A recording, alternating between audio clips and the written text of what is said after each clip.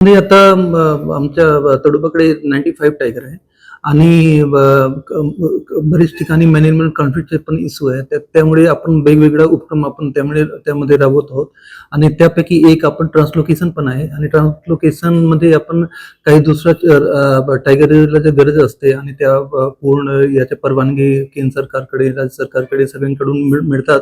त्याच्यानंतर आपण ट्रान्सलोकेशनची प्रक्रिया आपण राबवतो आणि यामध्ये आता मी सिमलीपाल टायगर रिझर्वला आपण 2 टायगर्स आपण पाठवलेले आहे.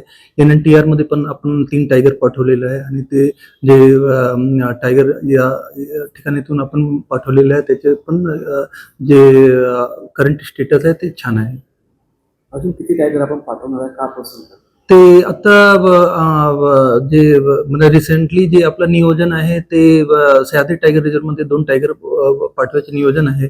पण त्याच्या अजूनही जे परवानगी घ्यावी लागतात NTCA कडून, केंद्र सरकारकडून ते अजूनही म्हणजे ते व्हायची आहे. जेव्हा ती परवानगी मिळेल तेव्हा आपण ते प्रक्रिया आपण राबवू.